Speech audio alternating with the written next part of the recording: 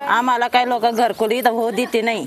आमच्या जातीची ग्रामपंचायत आहे, आमच्या आदिवासींची आहे, पण ते माणसं आम्हाला जमून देते नाही. त्यांनी आम्हाला जमून द्यायला पाहिजेत. आम्ही गरीब समाजाने काम करून कष्ट करून आम्ही पोटभर येतो, पण त्यांनी आम्हाला आधार दिला तर आम्हाला गरीबाला काहीतरी गोष्टी होतील. काल परवा पडले कोपरा एवढा ही पत्रे पूर्ण गेलेली आहे कामातून. आमची अपेक्षा लय मोठी नाही, हा या जागेवर बांधून द्या एवढीच अपेक्षा आहे, दुसरी काहीच अपेक्षा नाही आमची. आमचे आजोबा 100 वर्षापासून इथं राहिले. त्या आमच्या आजोबाला सुद्धा 4 पिढ्या गेल्या आमच्या आजोबाच्या. त्यांच्या एक सुद्धा कुटुंबाला एक सुद्धा घरकुल दिलेलं नाहीये. पण सरकार पण आमच्या आता कोणी आमच्याकडे लक्ष द्यायला. आमची इच्छा आहे भाऊ करावं आमच्या घरकुल. आमची बाकी काहीच मागणी नाही, कारण आमचे ना लहान लेकर आहे ना. आता घरकुल काय पाऊस जर आलं पडले ना तर आमच्या लहान लेकरांचं आम्ही मंदिरात जाऊन घेऊ, मंदिरात झोपतो आम्ही जाऊन.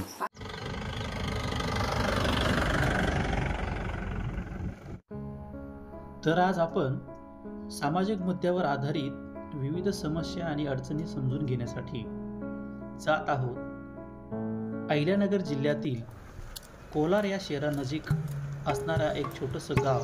त्या गावाचं नाव आहे रामपूर. या रामपूरमधील आदिवासी भिल्ल समाजात राहणाऱ्या वास्तव्य करणाऱ्या अनेक कुटुंबांच्या अनेक समस्या आहेत. त्यापैकीच एक महत्त्वाची समस्या आहे ती म्हणजे निवारा. या रामपूर गावाचं वैशिष्ट्य म्हणजे या गावाच्या किनाऱ्यावरून 12ही महिने पाणी उपलब्ध असणारी ही प्रवरा नदी. या प्रवरा नदीच्या संपत्तीवरतीच येथील भिल्ल समाज आणि इथला गावकरी हा उदरनिर्वाह करत असतो.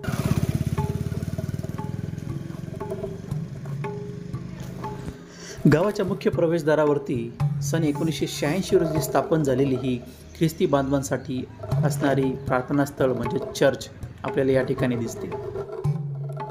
एकंदरीत गावाची रचना पाहिल्यास आपल्याला असे दिसते की गाव तसे सदन आहे. ह्याच गावामध्ये एक महत्त्वाची गोष्ट म्हणजे गावाच्या कडेला आणि ज्या नदीचा आपण उल्लेख केला त्या प्रवरा नदीच्या कडेला किनाऱ्यावरती आदिवासी बांधवांची एक वस्ती आहे. आदिवासी भिल्ल समाजाची वस्ती आहे आणि या वस्तीवरती गेले अनेक वर्षापासून अनेक पिढ्यांपासून भिल्ल समाजाची ही वस्ती वसलेली आहे. त्यांच्या पिढ्यानपिढ्या या ठिकाणी वास्तव्यास आहेत. आदिवासी समाज म्हटलं तर त्यांचा मुख्य व्यवसाय हा मासेमारी आहे हे आपल्याला लक्षात येते. म्हणूनच गावाच्या किनाऱ्यावरती आणि या नदीच्या किनाऱ्यावरती हा समाज गेल्या अनेक वर्षापासून या ठिकाणी वास्तव्य करतो आहे. या ठिकाणी या गावामध्ये जवळपास आदिवासी भिल्ल समाजाचे 30 ते 35 घरं या ठिकाणी असलेले आपल्याला दिसतात. तर त्यांच्या घरांची अवस्था जर आपण पाहिली तर आपल्याला लक्षात येते की कोणत्याही क्षणी या लोकांच्या जीवावरती बेतेल अशी परिस्थिती, एक विद्विग्न परिस्थिती आपल्याला या ठिकाणी पाहायला मिळते. जिथे अन्न वस्त्र निवारामधली निवारा हे मूलभूत गरज आपण म्हणतो, परंतु आज या ठिकाणी या बांधवांना गेले अनेक वर्षांपासून या अशा प्रकारच्या परिस्थितीमध्ये कुडाच्या, मातीच्या आणि अंगावरच्या साडीसारख्या भिंती करून या ठिकाणी त्यांना वास्तव्य करावं लागत आहे. 21व्या शतकामध्येही जर या लोकांना त्यांना हक्काचं घर जर मिळत नसेल तर खरोखरच ही फारच गांभीर्याची बाब आहे. याच सर्व विदारक परिस्थितीचा आढावा घेण्यासाठी आपण या गावामध्ये आलेलो आहोत. बघूयात लोक काय म्हणतात. तुमचं नाव सांगा. शोभा बाळासाहेब मोरे. काय अडचणी तुमच्या? आमचं फक्त आमचं घरकुल करून द्यावं हेच अडचण आहे आमची. किती वर्षापासून राहतो? आमचे पर आम्ही आता आमच्या सासूचे जन्म इथंच झाले, त्या म्हातारे इथं झाले, आम्ही इथंच राहतो. आता इंदाराबाईंना करून द्यायला खोल्या त्याच्यातच अजून आम्ही राहतो. आम्ही मच ग्रामपंचायतला सांगतो तरी पण ते काय आमचं काही मनावरच घेते नाही. कागदपत्र वगैरे काय मागितले? दिले 2-2 बाऱ्या दिलेत आम्ही, 2-2 बाऱ्या दिलेत तरी पण काही आलेच नाही. आता घरांमध्ये काय काय अडचणी आहे? आमचं फक्त घर आम्हाला व्यवस्थित करून द्यावं हीच अडचण आहे आमची. आम्ही दुसरं काहीच मागत नाही त्यांना, फक्त आमची राहायची सोय करून द्यावं. ते म्हणत्या ही महाराष्ट्र शासनाची जागा आहे त्याच्या होती नाही तर नाही म्हणून. काय नाव आहे? सिंधू पांडू पवार. पवार. कुठला समाज आहे? बिल बिल समाज. कुटुंबात कोण कोण असतं तुमच्या?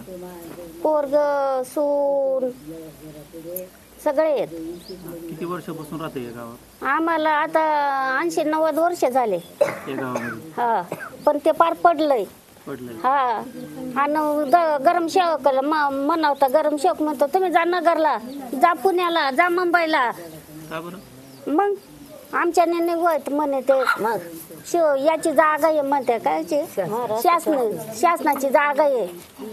सगळं पडलंय. आम्हाला फक्त एकच भीती आहे, सगळ्या साड्या लायले. तुम्हाला दाखवायचं तर सगळ्या साड्या लायले. आता नेसावं साड्या एका घराला लावा. म्हणजे आता हे तर गावठाणात येतं ना? हा पण ते म्हणते शासनात जागा आहे. बरं मग आता ग्रामपंचायत दुसरीकडे तुम्हाला जागा वगैरे देत नाही का? नाही. आणि आमच्या पोरीच्या अंगावर भीत पडली होती तर हे तेवढं थोबट झालं पोरीचं.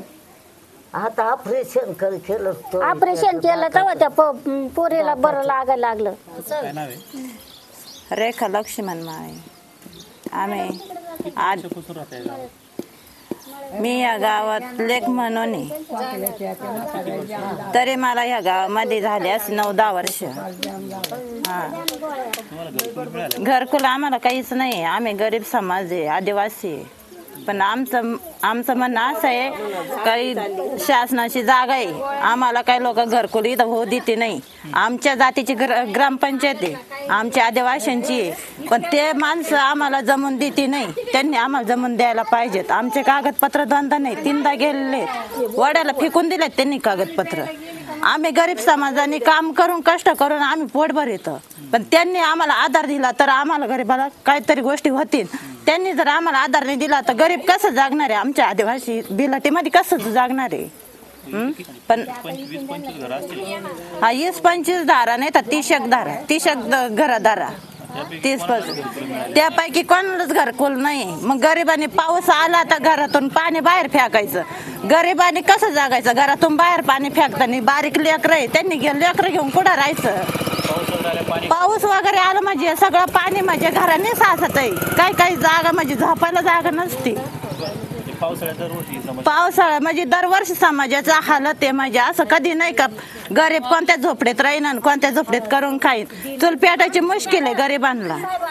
किती वेळेस वर कागदपत्र पाठवले असतील, वड्यांनी खोड्यांनी लेकरं गरिबांचे कागदपत्र फेकून दिले. मग यांनी घरकुला द्यायची शासनाची जागा आहे, आम्हाला मंजूर आहे ना. पण मग यांनी आम्हाला सांगायचं ना, जागा द्यायची आम्हाला. यांनी गावठाण बसायला. रेशन कार्ड आमचे सगळे, आधार कार्ड सगळ्यांचे कागदपत्र आहेत. मतदान पण करीतो ना आम्ही. मतदान करते नाही असा विषय नाही, त्यांचंच करत. इथंच पत्ता बित्ता सगळं इथलाचे. रहिवाशी झालोय आम्ही. वरती काय पाठपुरावा कधी केला ना मस्त. याच्यापर्यंत गेलो ग्रामपंचायत, रावरेपर्यंत गेलो आम्ही. 2दा-3दा उपोषण टाकलं तरी त्यांनी आम्हाला जमून नाही दिलं. अधिकारी आम्हाला माहिती शासनाची जागा आहे, तुम्हाला घरकुला भेटणारच नाही. शासनाची म्हणजे नेमकं कशाच्या अंतर्गत जागा आहे? अंतर्गत सरकारी जागा आहे म्हणतात. ते सरकारी जागा आहे आम्हाला मंजूर. पण तुम्ही आमची राहायची सोय करा ना. आमच्या घराने पाणी निघत आहे. इरिगेशनची जागा, इरिगेशनची असेल. आता सरकारी मानल्यावर मग कोणती येणार आहे ती? दुसरं पर्याय ते म्हणते आमच्या का पर्यायच नाही दुसरा. आता ज्याला आहे त्याला तुम्ही द्या. आता गरीबाला नाही त्याला कोण देणार आहे? गरीबाकडून मत घेता, सगळं घेता, मग गरीबाला द्यायला अडचण काय तुम्हाला? पाठपुरावा वगैरे करायचं म्हणलं मग तुम्ही सगळे एकत्र. आम्ही सगळे मग उपोषण टाकलं ना आम्ही, तरी आम्हाला उपोषण टाकून सुद्धा आम्हाला त्याच्यातून काहीच भेटलं नाही. परत समजा कधी काही करायचं म्हणलं पाठपुरावा आम्ही जर सगळे एकत्र सगळे एकत्र होऊन जातो.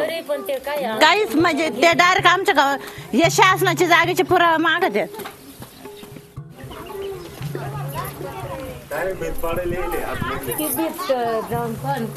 चला पुढे चला.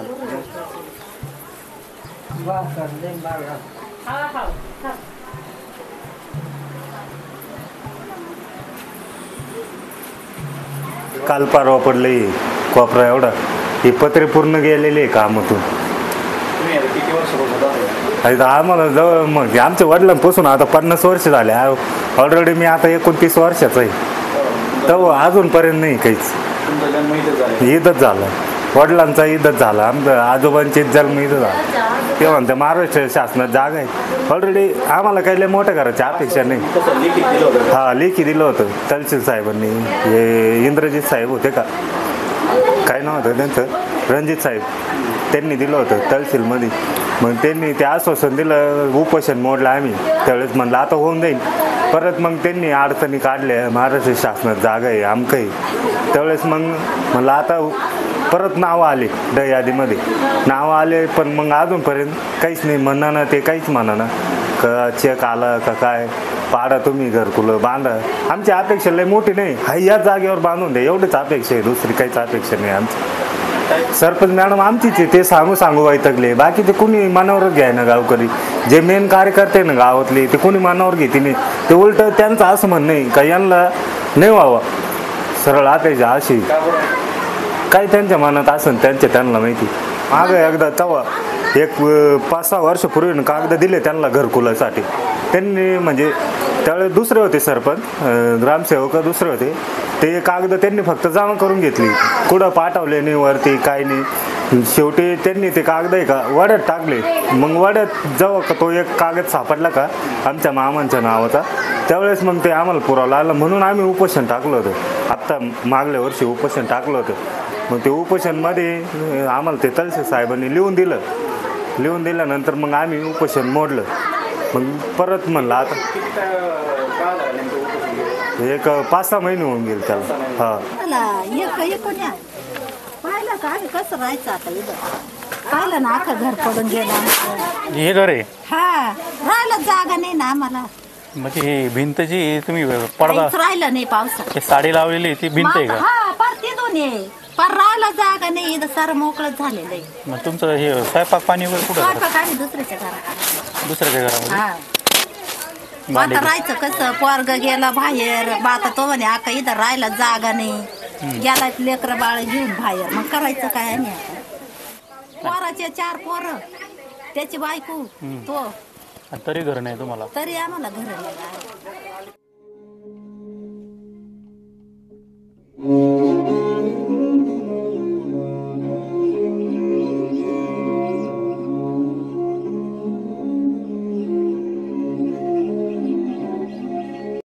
काय नाव आहे तुमचं? माझं नाव राहुल साहेबराव मोरे. आम्ही 10-15 वर्षापासून कागदपत्र देतो ग्रामपंचायतमध्ये. आत्तापर्यंत आमचे घरकुल झालेले नाही. आम्ही दरवर्षी गेलो का आम्हाला ओढवडीची भाषा करते. आता माझ्या वडिलांचं पूर्ण आयुष्य गेले. तर माझं आता माझं 33 वर्ष. वडील वारले. सगळे हा इथंच गावात. आधार कार्ड आहे, पॅन कार्ड आहे, सगळे आमच्याकडे. रेशन कार्ड सगळे, जाती दाखले, सगळे कागदपत्र अजून सुद्धा आम्हाला ओढवडीची भाषा करते. ग्रामपंचायतीमध्ये गेले का फक्त त्या कागदपत्र आले म्हणून कागदपत्र आमच्याकडे घेऊन जाते, आधार कार्ड, बँकेचं पासबुक. पण आतापर्यंत आमचे काय घरकुल झाले नाही. तर आहे आपल्या गरिबांसाठी, पण सरकार पण आमच्या आता कोणी आमच्याकडे लक्ष द्यायनं. आमची इच्छा आहे बाबा करावं आमच्या घरकुल. आमची बाकी काहीच मागेन नाही, कारण आमचे ना लहान लेकरं आहे ना. आता घरकुल काय पाऊस जर आलं पडले ना तर आमच्या लहान लेकरांचं आम्ही मंदिरात झोपतो आम्ही जाऊन. काय नाव आहे तुमचं? मी संजीवनी रामदास पवार. काय अडचण नाही ना, आमच्या इथं यादीतले घरकुल येऊन 4 वर्ष झाले. 4 वर्ष झाले, पण ते अजून आमच्या घरकुल सोडिनात. ते म्हणतात का महाराष्ट्र शासनामध्ये तुमची जागा गेलेली, त्याच्यामुळं तुम्हाला घरकुल काय होणार नाही. उपोषण टाकलं आमच्या लोकांनी ग्रामपंचायत पुढं. मग वरचे 2-3 अधिकारी आले, त्यांनी काही विषय घेतला नाही. मग बाकीच्यांचे ज्यांचे पुढं नाव आले ते बाकीच्यांचे कागदपत्र देऊन 4 महिने झाले, मग वर्ष होऊन गेले, तरी पण सुद्धा ते अजून त्यांना काहीच द्यायना कागदपत्र. अडचण ते दाखवतात का महाराष्ट्र शासनामध्ये जागा गेलेली. तर आमच्या सरपंच मॅडमला काही जमू देते नाहीये लोक. ती मत झटते आमच्यासाठी, आमचे सरपंच मॅडम, पण तिचं काहीच होऊ देते नाहीये लोक. आमचे आजोबा 100 वर्षापासून इथं राहिले. त्या आमच्या आजोबाला सुद्धा 4 पिढ्या गेल्या आमच्या आजोबाच्या. त्यांच्या एक सुद्धा कुटुंबाला एक सुद्धा घरकुल दिलेलं नाहीये. या लोकांनी.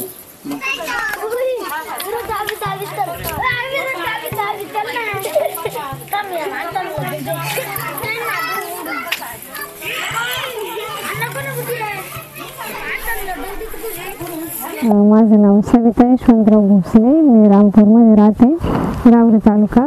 मी आशा स्वयंसेविका म्हणून या गावात कार्यरत आहे.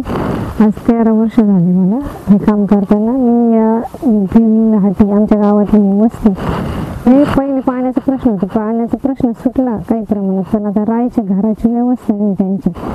म्हणजे घराला जायला पावसाळ्यात लयच हाल तुम्हाला आहे का नाही.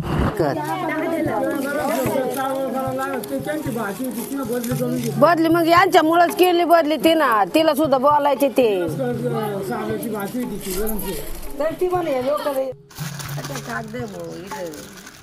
करून ठेवायचं एका दिवशी सांडलं पाणी पडलं पाणी. या ठिकाणी आपण या सर्व परिस्थितीची माहिती या ठिकाणी आपण ग्राउंडवरती येऊन घेतलेली आहे आणि तुम्ही पाहू शकता की किती प्रचंड तीव्र भावना या लोकांची त्यांच्या या सर्व हक्क आणि अधिकाराच्या संदर्भात ते व्यक्त करत आहे.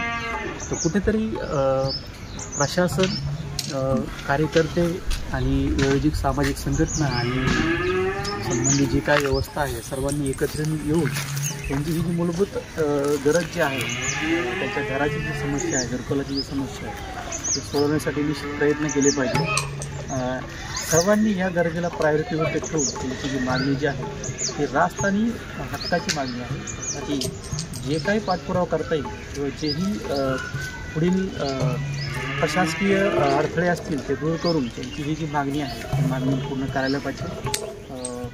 यासाठी सर्वांनी एकत्रित ह्या गोष्टीला पुढे घेऊन ती समस्या सोडवण्यासाठी प्रयत्न केले पाहिजे.